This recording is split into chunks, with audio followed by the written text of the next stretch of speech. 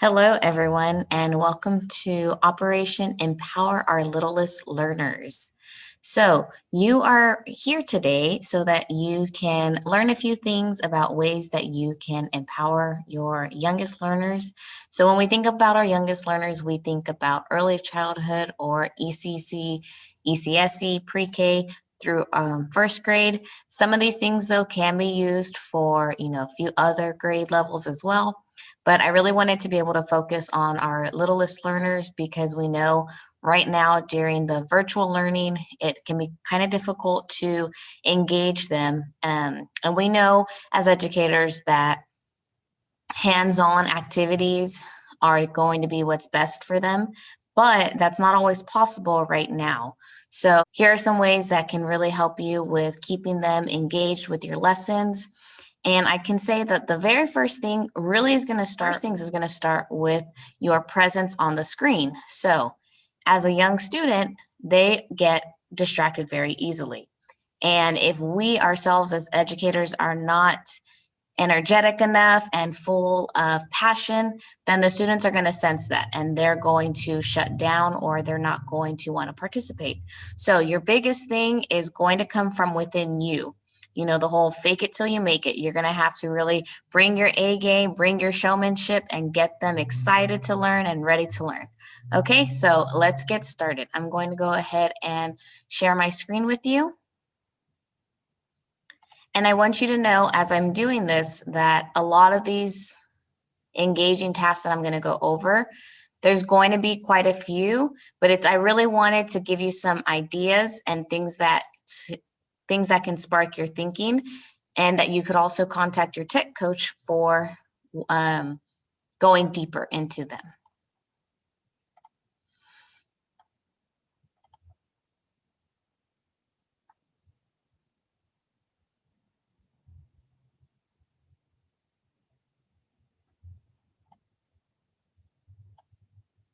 Okay, so your learning goals for today are to get some engagement ideas, learn about virtual collaboration ideas, and learn about student-centered instruction that you can use. Then, to think about why are you learning this? We know it's to increase your student engagement. And my hope for you today is that you're able to apply the knowledge that you learn and be able to take it back to your classroom. So we have on the side our teacher tasks. This is a Flipgrid that I created, and this was one thing that you could do with your students. This is something that could be done asynchronously because Flipgrid does not work well with the iPads while on a Zoom, and I'll get more into that later. But this is something that you could do with your students, would be an engaging task. Now, if I go to the Flipgrid, you can see that, yes, I have my title, I have directions, but you might be thinking, well, if they're young students, what if they can't read? So what I did is I created my video right here, and I am giving students the directions for what they're going to do and my expectations. Okay, so you can see right here, I have my video that I put welcome, and it does say click on the video to hear the directions. Of course, I might need to explain that to my students that they're going to click there. But if they click on the video, good morning, everyone, and welcome. Welcome to Operation Empower Our. I go through and I give the directions for my students or my participants in this case so that they know what they're supposed to be doing. So even if they can't read the words on the side, they are able to watch my video.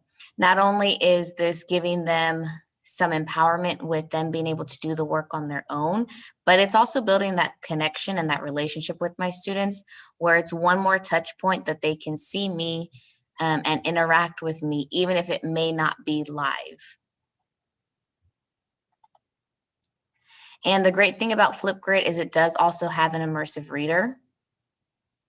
So for those students who are unable to read, they can come to the immersive reader, push play, and this does work on the iPad. Take a moment to introduce yourself. You can include. And so the immersive reader will read the directions to them. So again, this is a really great activity you can do with your students. Of course, I just use this as a welcome activity. Flipgrid has a lot of different options that you could use. I've seen things from shape hunts to letter hunts. You can even do where they retell a story. So there are a lot of different options you could use Flipgrid for.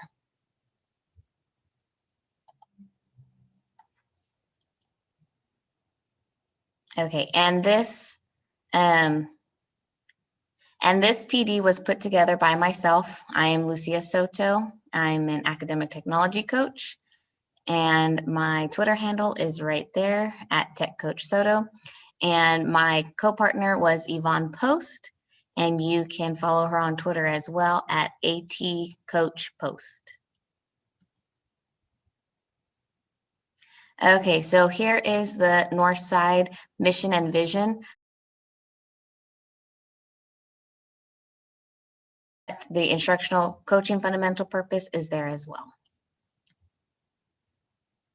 And this was our norms, of course, for our in-person session. But it doesn't mean that it can't apply for asynchronous.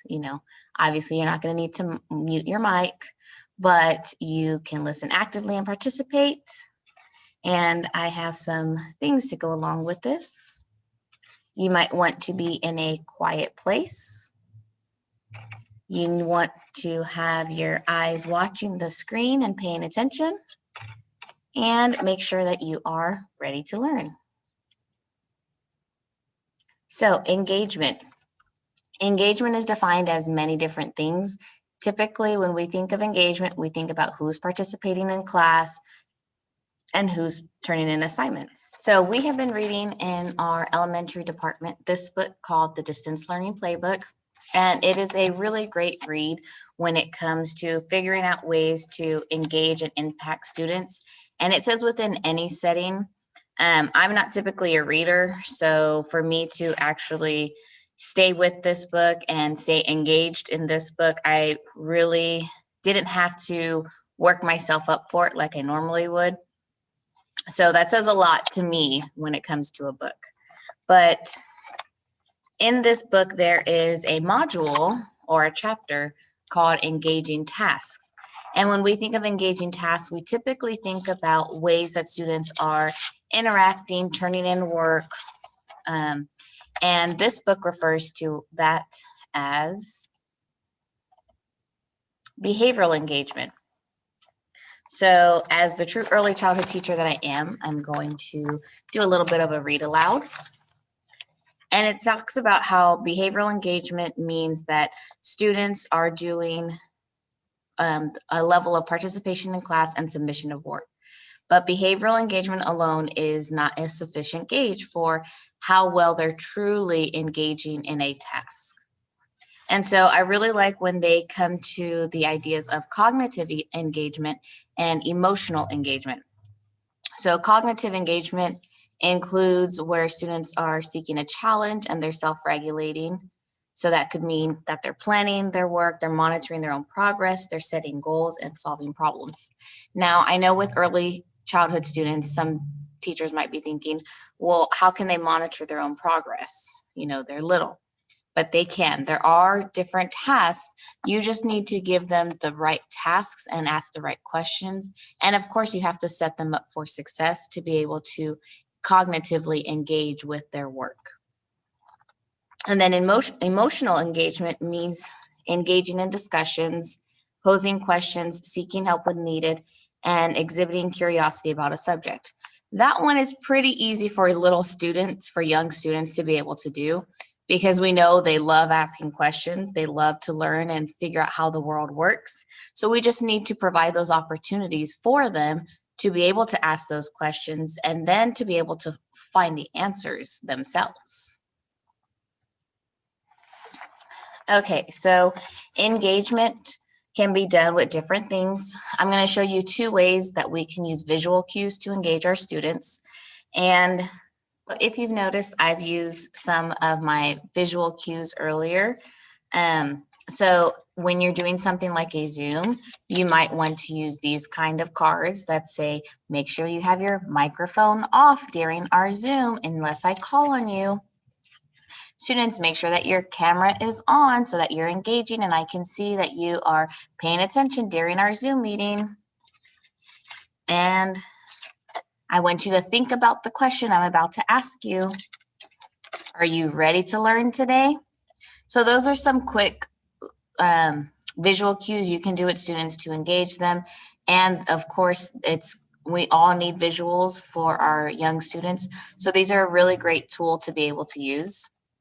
Now, if I wanted to use more of a technology visual cue, what I can do is in my Zoom, I actually have an option for what is called the Zoom, not the Zoom background, but it is using a PowerPoint. And I am not as used to PowerPoint as I used to be. So what I did is I actually created the slide. I created it in slides, and then I downloaded it as an image and put that onto PowerPoint. Now, if you're savvy with PowerPoint, you could just do this directly there. However, I'm so used to using Google Slides at this point, I created it in slides, downloaded as an image, and then just put the image on my PowerPoint. So either one will work, and I will show you just how you can do that. So if I go to share, and I'm going to go into, I know you cannot see this because of the way I'm sharing my screen, but if I go to advanced, and then I'm going to click on PowerPoint as virtual background, and I'm going to click on share. Then I can choose the PowerPoint that I already have created. And in this case, you can see this where mine says Zoom backgrounds. And you can see right now I'm in the bottom corner of my Zoom.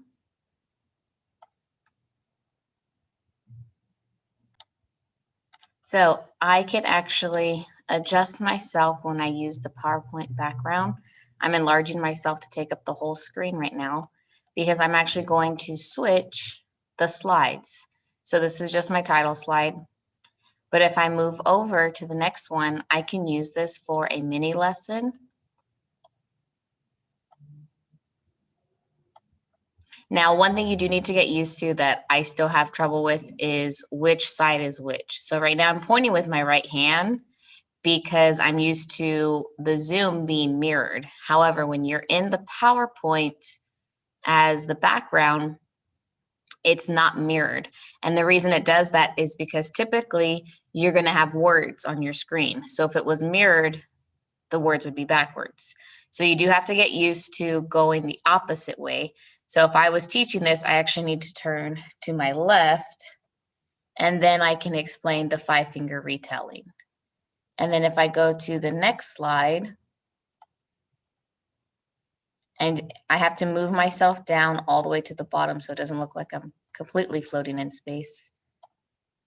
So here's my visual cue slide that I was mentioning before that I created on slides, and then I just downloaded as an image to PowerPoint. But if I wanted to use this, I could remind my students, remember students, you need to mute your mic, make sure that your video is on, raise your hand if you have a question,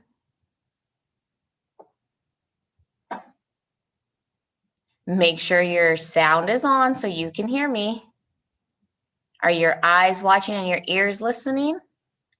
And, see, I still have trouble. Make sure you are ready to learn today. Are you ready to learn? Give me a thumbs up if you're ready to learn. Then, not only can I use this for visual cues, but I could use this for a lesson as well. And right now I'm a little bit big, so I'm gonna shrink myself down and try to keep everything in the window. I might need to scoot back for this. Okay, so just minor adjustments, but I could do this lesson with my pre-K students when it comes to counting objects and recognizing numbers. So I might want to remind them and call them and ask students, what numeral is this? Okay, now let's look at these set of objects. Which one goes with this numeral? You told me it's the number 1. So which set goes with the number 1? Is it 1 circle or 2 triangles? Which set goes with it? our one circle. That goes with the number 1. Then I could move over to another slide, and I could ask, okay, students, what number is greater, the number 1, like our 1 circle, or the number 2, where we have 2 triangles? Which number is greater? Oh, our 2 triangles. We have 2 objects here and only 1 object here. The number 2 is greater.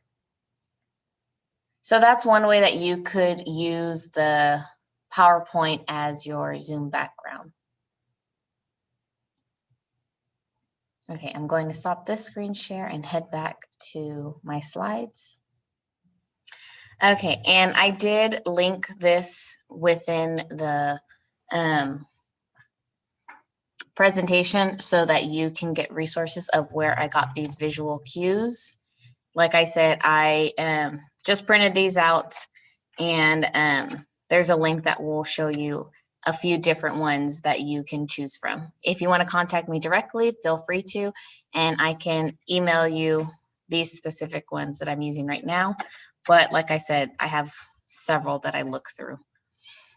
So something as far as quick checks would be something that I actually saw on Twitter, and another teacher mentioned during the panelist session, was using stickers. So I've seen where teachers use stickers.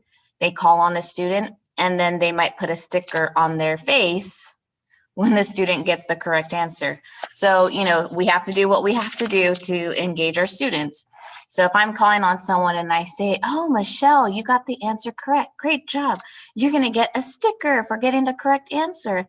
And, oh, look, Rocio, you got the correct answer. You get a sticker. So now we have 3 students that got the right that got the right answer today. So that's one way you can engage the students, is by giving them those quick checks with visual stickers.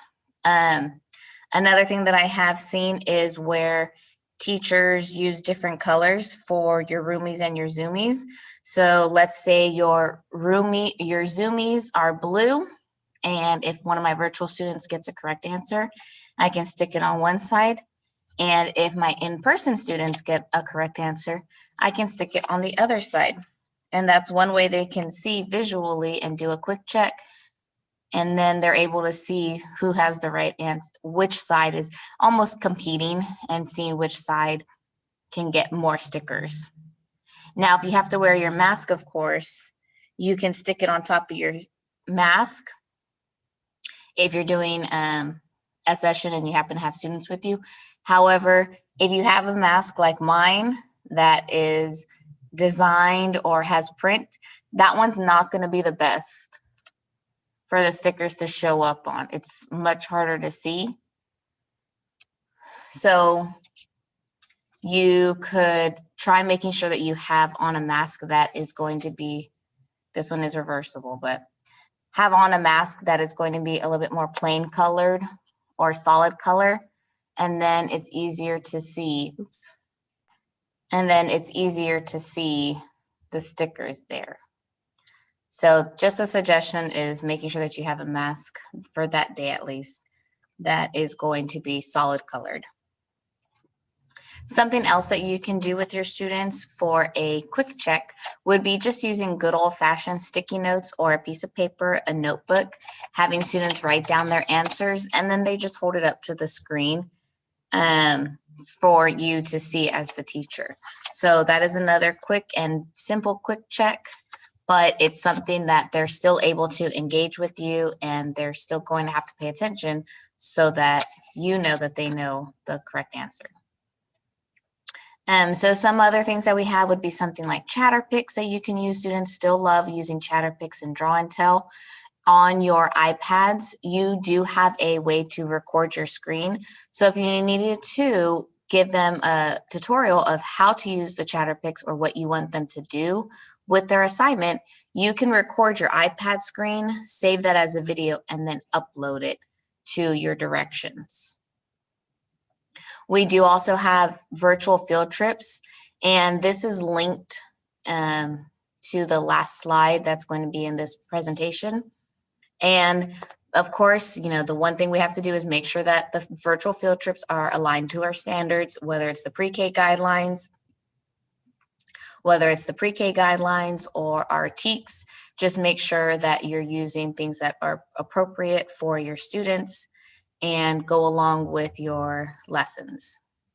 Something else that we have would be something like Classroom Screen. And Classroom Screen is free to use. So all I have to do is go to classroomscreen.com, launch Classroom Screen.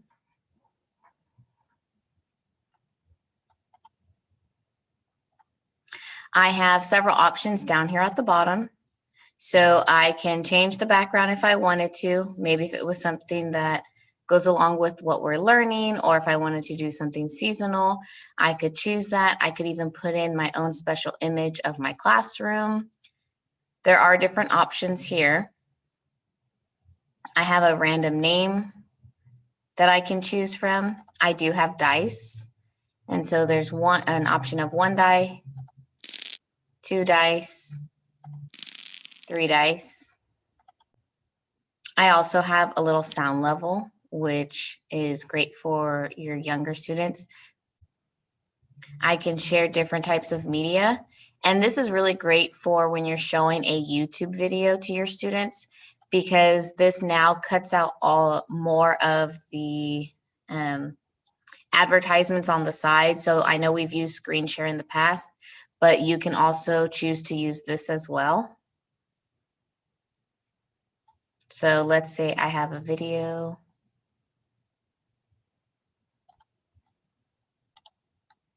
So let's say I come over here to YouTube and I have a video I want my students to watch.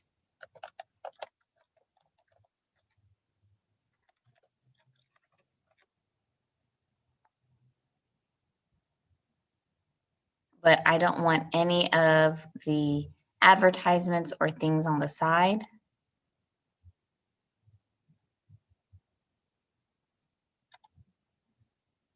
I'm going to grab my share link, click copy. Then I can paste it right here.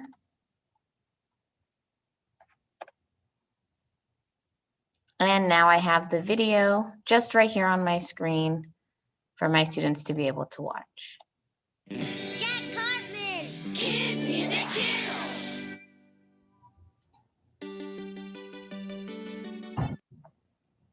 So you can see though, when I pause it, it does have the little more videos that pops up.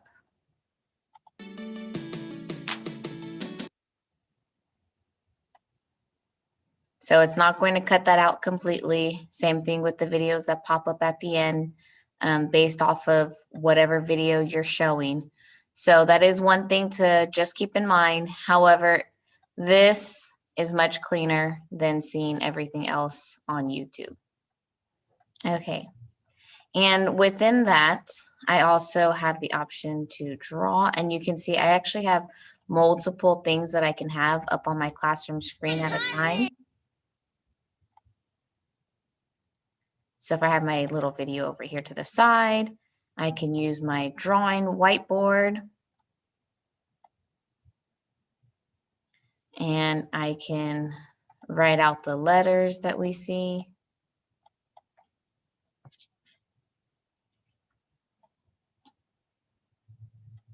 I have work symbols here.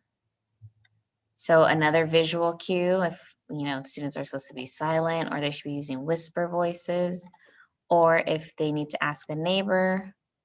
I know it's a little bit hard to do work together right now. It's just in a different way. It's going to look different. But I do have these visuals right here. I also have a timer. So here's a great timer if you need to use one. You can use it right here on your screen. So there are a lot of different options here available for students. Okay, so a lot of you I know have used Google Slides already, so I'm not going to fully get into that, but there are different options other than just click and drag. You can do the collaboration where students work on one slide together. This is going to take some practice, and it is definitely going to take some scaffolding and showing students how to do this by modeling it, but it is something that can be possible. And if you're nervous with doing that, again, you can always contact your tech coach and we will be more than happy to help you with that. Of course, doing brain breaks with your students is always important. And then we have something called Blue-Kit.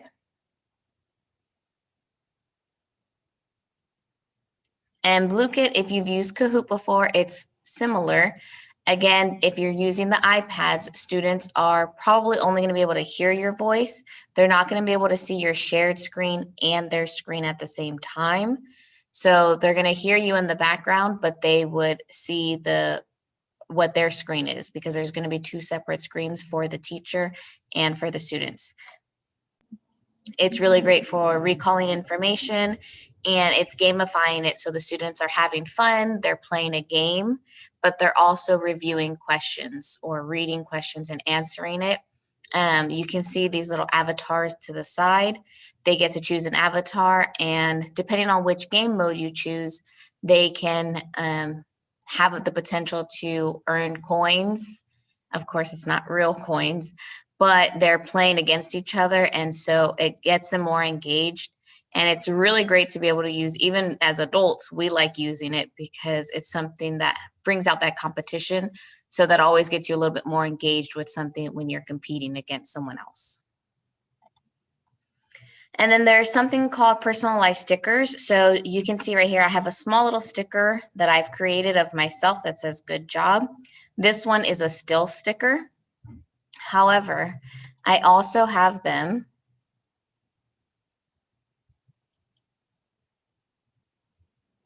as a GIF or GIF. I know people say it different ways. So you can see right here, if I'm using a Google slide for student work, and I wanted to be able to tell them that they did a great job on their work without actually putting an audio cue on there, I can put a little personalized sticker on their work. And again, it's just one more connection that I've made with them so that they can see me, but it's something that's a little bit fun for them to be able to see a sticker of yourself. Okay, so before I continue with collaboration, I know that was a lot to take in, so I'm going to give you a little bit of think time so you can think about those different ways that something that hopefully has sparked an idea for you, or something that you can take away that is something that you can use in your classroom, or something that you want to contact your tech coach about to learn further information on.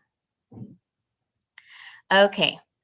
Now we're going to get into collaboration, and I tried to think of ideas that you can do with small group, because being realistic when it comes to students being on the iPad and using Zoom, it's not always the easiest to do all of the students at once when it comes to collaboration. So these are ideas that you can use with a small group of students to be able to collaborate together. So I have something like the Zoom whiteboard. I know a lot of you are familiar with using the Zoom whiteboard, where students can write and annotate on it. The iPads are great because they can actually annotate with the iPad. So if you had a screen up and it was something like a Google slide, or you had something with like letters and you wanted students to circle the correct letter, they can do that with the Zoom whiteboard. There is something called whiteboard.fi. And this is also free to use. So if I come over here to new class, and let's just type in, I'm going to type in my name. It's going to be up to you if you want to enable the waiting room lobby or enable manual save mode for students. And then I just hit create new room. And you can see I have a whiteboard right here. And if I had students logged in, I would be able to see their whiteboards. And what happens is, as they're working, you can actually see their work in real time. So there's a feature here where you can do the tile version of seeing all of the students' whiteboards. And as they write, there is, of course, still a small lag time, but this one is really great to do whole group or with a small group, and you can see their work as they're working. You can also push your board out to them. So let's say I wanted to get them started and I'm starting out with the letter A. I can hit push and I can push this to all of the students. And then I can push this to students, all the pages or just this current page. And then the students would see the A on their board. Now they wouldn't be able to manipulate it other than shrinking it or making it larger, but they would see the A. And let's say I put the letter A as a reminder for them that they are drawing a picture of something that starts with the letter A. That's my attempt at an apple. So whiteboard.fi is really great to be able to use with small groups and even whole group. But again, there might be a little bit of a lag. And then Explain Everything is something that you can also use. Explain Everything is on all the iPads, and the licenses were bought by the district. However, if a student is using a personal account, it's going to ask them to pay for the app. So that's something to keep in mind as well. If they're on a Northside device, it's already on the device. If they're on a personal device, it's going to ask them to pay for the app, and it works a little bit different. So that's something to keep in mind. Jamboard is something that you can use with your students, especially in small group. It works great. So here's one that Coach Post created. And this one says beginning sound activity. And you can see this is one where students can actually click and drag, and they can match the letters with the image. Now, what you would want to do for this one is you would actually want to click on the share button. And you're going to want to get the link. You can put that in your Schoology group. In your Schoology course. The only thing to consider when you're putting it in the Schoology course is that you're not going to put it as an assigned Google Drive assignment. You're just going to put it as insert content. And that's because you want the kids to actually be able to collaborate at the same time and not have separate boards. And with Jamboard, you can't do that anyways, where they each get their own Jamboard. So if you wanted to do that, you would then need to create multiple slides if you wanted them to have separate slides or separate pages. But remember, we're trying to think of ways that they collaborate and work together. So this is something, again, you can do you can do small group. Okay, and then the next thing we're going to talk about is student-centered instruction. So again, I'm going to give you a little bit of think time to think about what we discussed as far as collaboration. I know I went through that a little quickly, and I didn't go in as depth with a couple of them. But again, these are just things to spark your interest, spark your ideas, and something that you can possibly contact your tech coach for. Okay, so we're going to go into student-centered instruction. And within student-centered instruction, I have something like Seesaw, which if you don't already know, hopefully you do, but the district did purchase Seesaw for schools for grades ECC, pre-K, ECSC through first grade. And what that means is you now have the upgraded features. So upgraded features are things like multiple pages, using the links, and now instead of being limited to only 100 activities, you now have an unlimited number of activities that you can create and put in your library. You also now have access to the district library, and you have access to your school library where you and your teammates can can share activities. So this is one activity that I created based off of the first grade TEKS.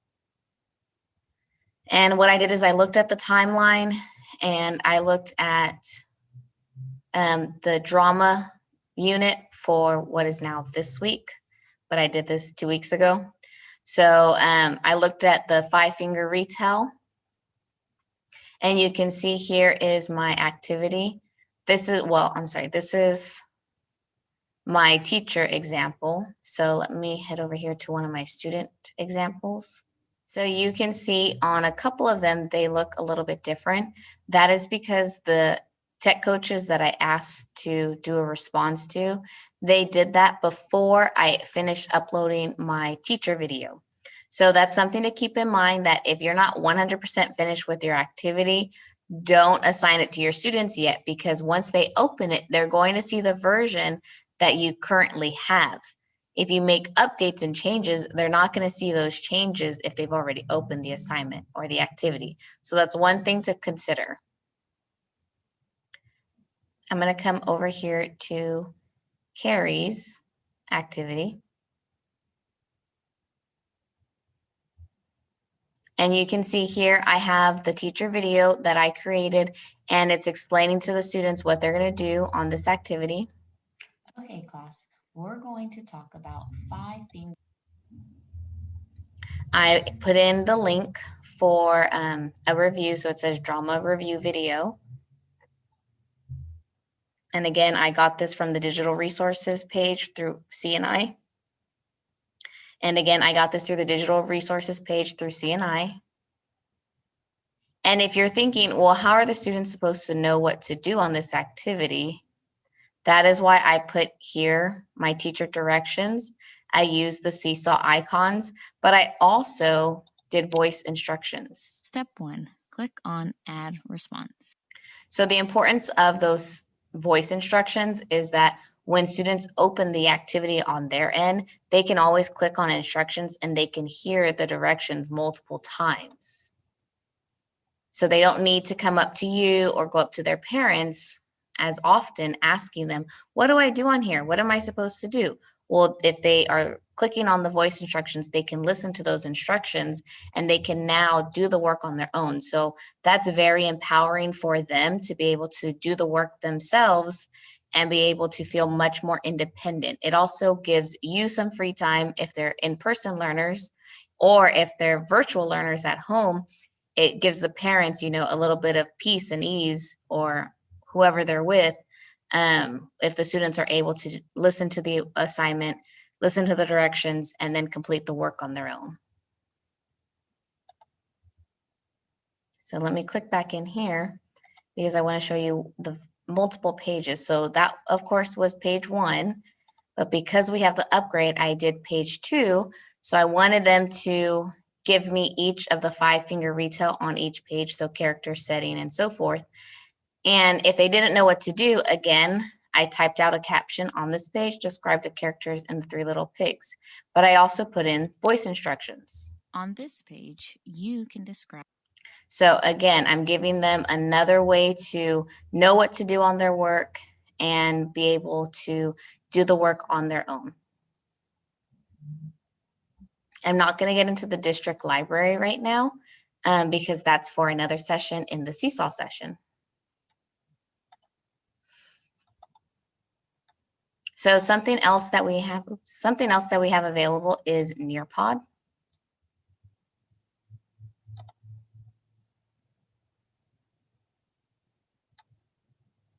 Now, most campuses, you're going to have the free version.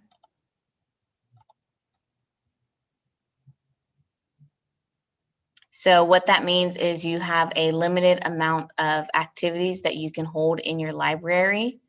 And actually, I'm sorry, it's not activities. It's a limited amount of megabyte storage that you have in your library. But you can always delete ones that you're no longer using. I created this quick one for this session.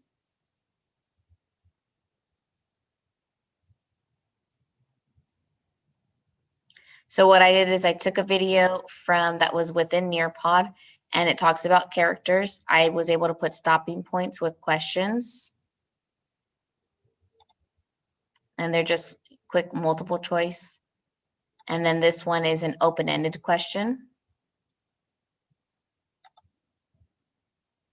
I have a matching pairs activity where they match the character to the story title. I have that video again That's a funny picture face that it's on. I have that video that I just showed you from the seesaw activity. But again, it's just an example of me putting in a lesson, a mini lesson. And then here I just explained again what 5-finger retell is. But you can see there are multiple options that you have within Nearpod. And the great thing about Nearpod is that they do have a student-paced version now or an asynchronous version so that students can do it again on their own or independently. And for several activities, they do have an audio feature where you can read the question, and they work really great on the iPads. So Pear Deck is similar to Nearpod. They both have their pros and cons, and they both have things that are available on the free version that is not available on the paid version. So again, you can always contact your tech coach if you have any questions about them or you want to learn more about them. There's also within our asynchronous learning and our AT site, the videos about Nearpod and Pear Deck. And then, of course, we have Flipgrid. And Flipgrid, I talked about that earlier in the beginning, but Flipgrid is really great for students to be able to provide feedback to one another. They can do videos or they can do just comments where they type. So that's another way for them to be able to express their learning. Within Flipgrid, not only do they have the recordings, but they also have the whiteboard. So they can really make their thinking visible when it comes to things like math and showing how they work out a problem, whether it's addition, subtraction. Flipgrid has a lot of great options. The only caveat is that Flipgrid, again, does not work well synchronously with the Zoom because Zoom is taking your camera. So Flipgrid cannot access the camera at the same time. So Flipgrid is going to be much better to use asynchronously. But if you set it up for your students to be able to use the virtual learners, to be able to use independently, then it's really going to help build that community, and students again can still record and collaborate with each other or talk with one another. Okay, and I'm not going to go and read all of the t-test tie-ins, but these are just some ideas of ways that you can tie in t-tests, because things like the visual cues, these can go under domain 3 when it comes to classroom environment, doing your routines and procedures, managing student behavior and classroom culture. Depending on how you're using visual cues like this or the virtual visual cues could possibly fall under that domain.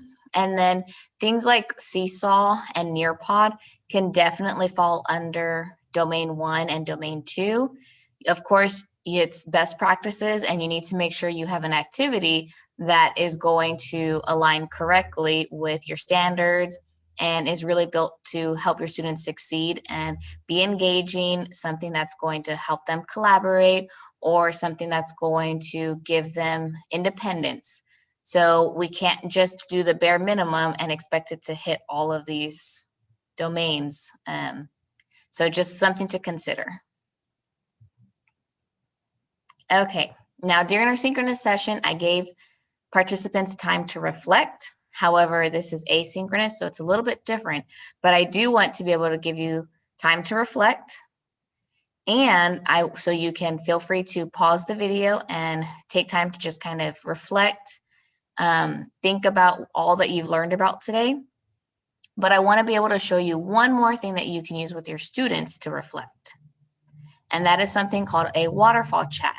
So what it is it's something that you tell the students, think about the question I'm about to ask you, which is on the next slide. You're going to think about it.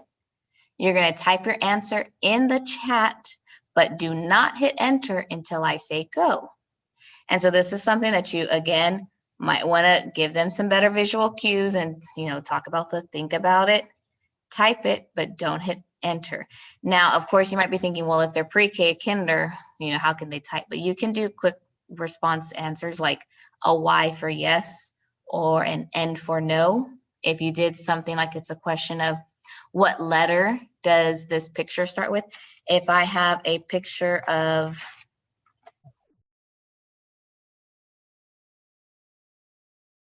picture of a camera, camera. What letter does camera start with? Type it in your chat, but don't hit enter until I say go. So it is something that you can still use as kind of a recall or reflection. Then what you do is you, of course, show the question. So my question for that day was, what is one takeaway you can use tomorrow in your classroom and why? Or in that case, it was Monday. And then after you hit enter, then you can see everybody's responses. So it's really great to give some engagement to your students as well because they can see what other students are responding. Okay, and this would be time for Q&A. However, of course, since this is asynchronous, you can always reach out to, again, myself, Lucia Soto, or to Yvonne Post, who's another tech coach. Or you can reach out to any of your tech coaches for your campus, and I'm sure they would be more than happy to partner with you. Here are some of the resources that I talked about earlier. So when you get the PDF of this presentation, you'll be able to see some of those visual cues, the seesaw icon. This is the book that I referenced, The Distance Learning. And here are some of those ideas for virtual field trips. So I tried to put some that I felt would go along with some of the standards. Of course, if you click on this link, it takes you to many virtual field trip ideas. Okay, so I just wanted to say thank you all for joining me with this asynchronous version of Operation Empower Our Littlest Learners. I know for a lot of you, it feels very different when you don't get to engage with other teachers and ask the presenter questions directly. So again, if you need any support or you have questions about things, feel free to reach out to us or to your tech coach. All right, thank you for taking time to engage your students and for continuing your learning. Bye.